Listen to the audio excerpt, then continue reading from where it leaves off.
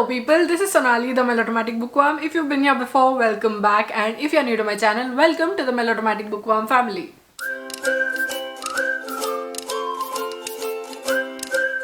Also welcome to my June 2024 TBR video, and I must tell you right off the bat that I do not learn. I make ambitious TBRs and then I don't finish them. But to be fair to myself, I have mentioned before that these TBRs are always tentative, so I think I need to get points for finishing as many books as I can. But you would think that since Son added 30 books to her May TBR, but she was only able to read 18 of those books, 5 of which were manga, she's going to make a better decision for June and not add so many books to her want to read list. But no! For June, I've added 25 books to my TBR. Anyway, there are quite a few of these books that I know I will not read, and I know exactly which books they are, but that hope is there, right? I have a problem. Before we get into my TBR, I just want to say Happy Pride Month. Remember to read and champion Pride books, books by LGBTQIA+ authors and books about LGBTQIA+ characters throughout the year, and not just Pride Month, not just June. But if you want to start exploring queer literature, then this would be a great time to start. I did a coffee talk video in which I spoke about the importance of celebrating Pride Month. If you'd like to go check that out, link will be here as well as in the description box below. So without any further ado, let's dive right into my tentative TBR for June 2024, and let me share with you all the books that I want to read in June 2024. Okay, so first of all, the books that I carried over from May. Couple of these I carried over from February and March, and I think you know which books I'm talking about, and those are David Copperfield and The Transition Baby. No progress whatsoever. Nah.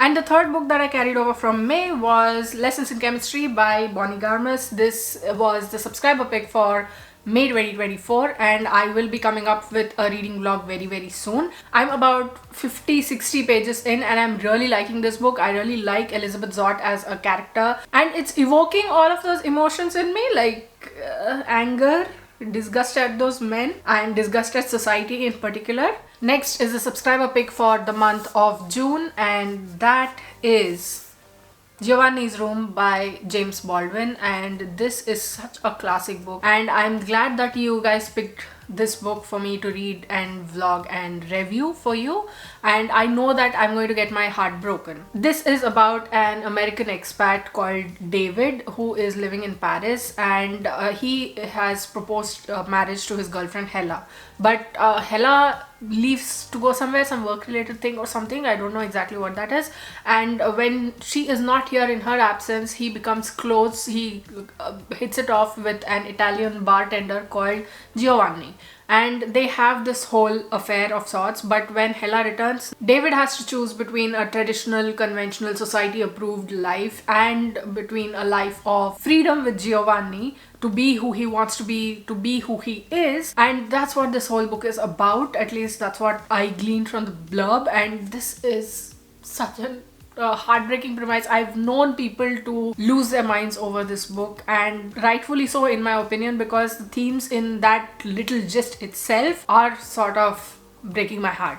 Next is for my own personal educative reading, and that is The 100 Years War on Palestine by Rashid Khalidi. This is a history of settler colonial conquest and resistance. Drawing on his family's experiences and archives and those of other Palestinians, Rashid Khalidi reclaims the fundamental right of any people to narrate their history on their own terms. I think this is a book that encapsulates the Palestinian experience, what's been going on with Palestine, and the brutalities that Israel has been inflicting on Palestine and Palestinians for years now. You need to read from a Palestinian about their own history. You cannot write their history for them. So I decided to get a copy of this book. This is not a part of my book buying ban. I'm not going to consider this as part of that because this is way more important. So yes, I'll be reading this, and as soon as I finish it, and I think this is going to take some time because it's going to be heavy, it's going to be heartbreaking, and it's going to be angering as well. But as soon as I finish it, obviously you'll see a review here on the channel.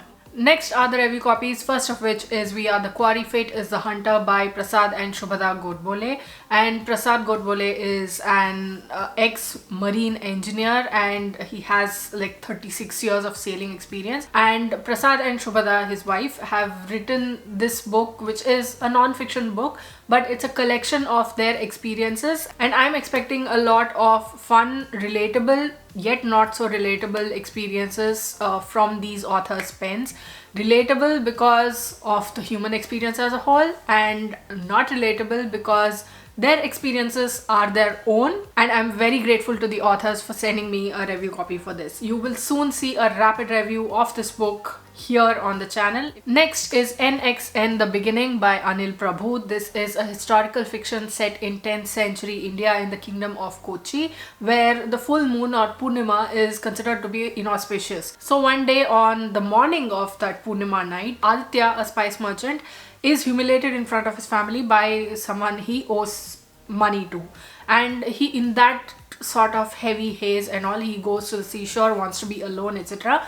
And he sees a ship, and he wonders whether that ship is the one reason behind this kingdom's whole Purnima problems. And he goes to that ship and he finds his life is about to change. And I'm really excited to have been sent this review copy by the author. Thank you to the author for that. I will be doing a review, not here, but you will still see this in part of my June wrap up. But I will be doing more detailed reviews on Instagram. You will see a post, you will see a reel review as well.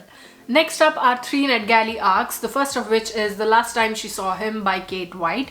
This is a psychological thriller, a murder mystery of sorts, in which we follow the main character Kiki Reed, who has just broken up with her fiance because she thinks that he isn't the one. Something happens and they have to go to the same party and they have to be at the same place. So she's like, let's start talking and let's get that first interaction over with. And they talk and everything is fine, everything happens. But then sometime later, shots ring out and Jamie is found dead in his car. The police say it's suicide, but Kiki has other doubts. She thinks that something has happened and now she wants to investigate the situation of Jamie's death. And this sounded so good. I'm just hoping that the execution of it will be good as well and that I will end up enjoying this. Next is The Shadow Key by Susan Stokes Chapman, and this is set in Wales, I think, in 18th century Wales, and it's a historical mystery thriller of sorts, and I am here for it.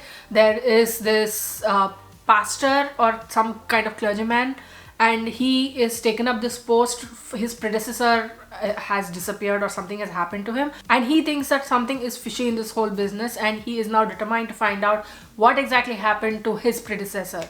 And this sounds so good. That cover is so good, and this combination of it all, and I was like, I need this book in my life. I need to find out more about this. Next is Anyone's Ghost by August Thompson, and this is, I don't remember which timeline it is set in, which time period it is set in, but this is about 2 young men in their teenage who are spending the summer with each other, and how their friendship transforms into love. And there's something about car crashes in that gist. From that I understood that this is going to have a very tragic ending, and I'm like, what have I gotten myself into? Anyway, I was sent an e-arc by the publishers, and a very huge thank you to them for that, and I'm really looking forward to reading it this month. So these next books, whatever remaining books are there, I won't talk much about them because I feel like I've spoken about them way too many times across multiple videos on my channel, especially this year, and some of them I've added to my previous TBRs but never got around to reading them. But hope. Okay, so this next set has books that are part of my first half of 2024 TBR, which somehow ended up turning into a disaster of sorts. I just added 10 books and I don't even know how many books I finished reading from that, but it's okay. The first of this lot is Molokai by Alan Brenner. This is the first in a series. I don't know how many books there are exactly, but this is supposed to be a fantastic book. I actually started reading this last year. I got through about 14-15 pages, but I somehow couldn't move forward. I had to return it, or when I got it back, I was like, I was not in that mood at that particular time. But this was recommended to me by a subscriber. Thank you for that, and I am very determined to read it this time around. Next is Demon Copperhead by Barbara Kingsolver. This is a retelling of David Copperfield, and I'm reading David Copperfield in preparation for this, but that's not moving forward. So this has also come to a grinding halt. But I'm hoping that I'll read this in June as well, and I was hoping to fast track read both of these books, but I don't think both of these books are supposed to be read fast track, even though they are quite easy to read, because I want to savor both of them. Let's see how it goes. But this is the story of Demon Copperhead, which is obviously a nickname that's given because of the color of his hair, and we follow his life in poverty and how he grows up and how he works his way out of it, or something of that sort, if that's what I'm thinking. But I could never get to this book without reading that book. I'm like a stickler like that. And then Interpreter of Maladies by Jhumpa Lahiri, favorite author, the book that won her the Pulitzer. Why I haven't read it, I don't know. Again, intimidation or something. My brain. Next is Daughters of the Sun by Ira Mukhoti, and this has been on my top list for so long, but as a book that has been recommended to me so fervently by one of my favorite people on the planet, her recommendations have stuck out so far. They have worked well for me so far. So I'm 100% sure that I am going to like this book, but I'm also intimidated by it. We can be two things at once, right? This is about the Mughals, the Mughal queens, and the women behind the scenes. I'm really hoping to be able to read it this month. Next is a secret project that I mentioned in my May TBR, but I was not able to get to it. I have most of my bases ready. I'm waiting for one more, but I'm also waiting for a book to become available at the library. So yeah, keeping my fingers crossed that I will be able to make some progress on this project, if not completing reading these books. So maybe you will see a video in July. Oh no. Things just got way more complicated. Next are a bunch of books that just caught my eye, and a bunch of them you've already seen in my May TBR. First is one that you haven't seen, which is The Good Girl's Guide to Murder by Holly Jackson, and I've heard so many amazing things about this book. And I think it's a series that's coming to Apple TV. I'm not sure where it's coming, but yeah, it's coming. I've never read the blurb. I was sold by the cover. I know that this is a fast-paced series, and I know that if I do finish reading this, I won't be able to stop myself from going and getting the other two books in the series. So let's see how it goes. Next is Knife by Salman Rushdie. This is Salman Rushdie's memoir after the attempted murder. He was on stage in New York giving a talk at some book event where he was attacked, and he has lost his eye after that. And this book is a collection of his thoughts around that. Although I'm a little skeptical right now about Salman Rushdie because of the kind of comments he's been making about what it will mean for Palestine to have a state of its own. So let's see, I will do my research. Next is Where Sleeping Girls Lie by Farida Abike Mide, and this is one of my most treasured copies, okay, because this is a book that I won in a giveaway and it's author signed, and look at this sprayed edges.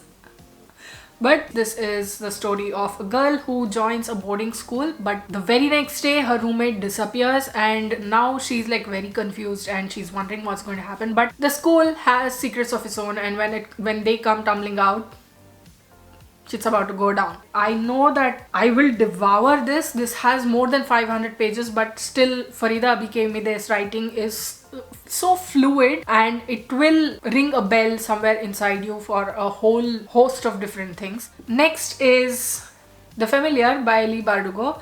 I don't think I can say anything else about this book because I've gushed so much about it, and I don't think I have a good explanation for why I haven't read it already. And then The Warm Hands of Ghosts by Catherine Arden. This is one of my most anticipated books of 2024, and again for this, which is a historical fiction, I don't have a good explanation as to why I haven't read it already. And then we have Everything We Left Behind, the second in the Everything series by Kerry Lonsdale. This is a sequel to, I think the first book was called Everything We Keep, which I read in May as part of Buzzwordathon. And in this we follow James 6.5 years after the events of Everything We Keep, of that first book. I'm really interested to see where the author takes this book, although I feel like there has been so much repetition in it so far that I'm a little bit, can you move on with the story, like make it a little more fast paced so that it can become interesting? I don't know though, I'm 21% in and I still think it is way too similar to that first book. A Beautifully Foolish Endeavor by Hank Green. This is the second in the Carl's series. I think it's supposed to be a trilogy or duology. I'm not really sure about that. I want to say I'm really interested to see where the story goes, but I wasn't a big fan of An Absolutely Remarkable Thing. And then for the readathons that I'm participating in, at the moment there's only one, which is Buzzwordathon, which is a year-long readathon in which every month we have prompts or buzzwords and we have to read books whose titles match those buzzwords. And for June, the prompt is to read a book with the title that has repeating words in it. So I have chosen Bahut Dur Kitna Dur Hota Hai by Manav Kaul for this, and I have started reading it. I don't see the full intensity of the book yet, but there are so many places in which I just had to stop, stare, read multiple times and just lose my mind over it. This is a book in Hindi, and it's been a while since I've read a book in Hindi, and it's a good exercise for me. It's an experience in itself. So I will be talking about this in my June wrap up though, so stay tuned for that. So those plus the ebooks that I mentioned to you are part of my June 2024 TBR, which is obviously, as I have to mention again, tentative. I know I won't be able to read all of these books. I'm hoping to read many of them. So what did you think of this video? Did you like it? Did you not like it? What books of these have you read? Which ones do you want to read? What's on your June 2024 TBR? Are you participating in celebrating Pride Month? Let me know in the comments below. I'd love to hear from you. If you like this video, please like it and share it to spread the word. And if you like my content and would like to see more from me, don't forget to hit subscribe and click on the bell icon beside the subscribe button to get notified as and when I post new videos. Thanks for watching. I'll see you in the next video. Until next time, keep reading, keep watching, and add melodrama to your life.